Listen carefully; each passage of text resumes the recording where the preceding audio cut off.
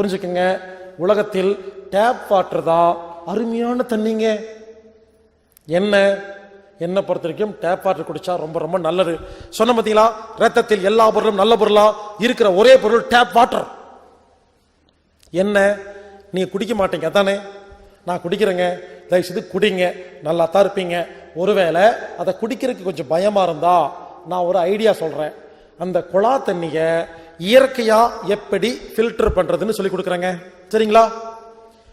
மண் பானையில் குழா தண்ணியை ஊத்தி 12 மணி நேரம் ஆடாம அசையாம வச்சிருந்தீங்கன்னா மண் பானை தண்ணியில் உள்ள எல்லா கெட்ட பொருளை உறிஞ்சு மண் சக்தி கொடுத்து pH வேல்யூ 1-2 தூக்கி விட்டுரும்.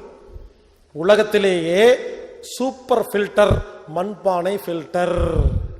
யோசிச்சு பாருங்க, வீட்டில் 50,000 ரூபாய் கொடுத்து வாட்டர் ஃபில்டர் வாங்கி வச்சிருக்கிறீங்களே, 50,000 ரூபாய்க்கு மண்பானை வாங்கினா எவ்வளவு கிடைக்கும்? 1,50,000 மண்பானை கிடைக்கும். டெய்லி ஒன்றை உடைச்சு வாழ்நாள் முழுவதும் மாத்திட்டு இருக்கலாம்.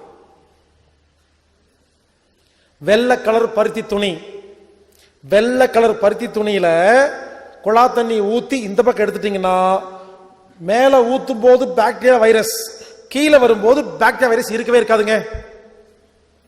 நீங்க டெஸ்ட் பண்ணி பாருங்க, லேப்ல கொடுத்து டெஸ்ட் பண்ணி பாருங்க. இங்க பாருங்க, ஒரு தண்ணி எடுத்துக்கங்க பாக்டீரியா வைரஸோட, வெள்ளை கலர் பருத்தி துணி வைங்க, ஊத்துங்க, இந்த பக்கம் எடுங்க, உடனே லேப்ல கொண்டு டெஸ்ட் பண்ணி பாருங்க, அதுல எந்த பாக்டீரியா வைரஸும் இருக்கவே இருக்காது. உலகத்துல பாக்டீரியா வைரஸை ஒரே செகண்ட்ல ரிமூவ் பண்ணணும்னா வெள்ளை கலர் பருத்தி துணி. அதனாலதான் கோயில்ல சாமிக்கு அபிஷேகம் பண்ணும் பொழுது வெள்ளை துணி வச்சு ஊத்துறாங்க. பெண்கள் வயசுக்கு வரும் பொழுது, அப்புறம் இந்த அம்மை நோய் தாக்கும் பொழுது, சாஸ்திர சம்பிரதாயத்துல எல்லாம் வெள்ளை கலர் துணி வச்சு தண்ணி ஊத்துறாங்களா? மஞ்சள் குளிக்கிறதெல்லாம் ஏன்?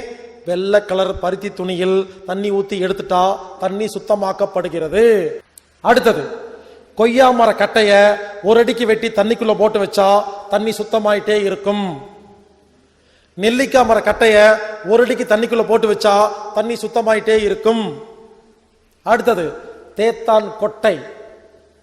நாட்டு மருந்து கடைக்கு போனீங்கன்னா ஒரு கொட்டை இருக்குது, அதுக்கு பேரு தேத்தான் கொட்டைன்னு பேரு. மஞ்சள் கலர்ல சின்னதா வட்டமா இருக்கும். 50 ரூபா கொடுத்தா இவ்வளவு தருவாங்க.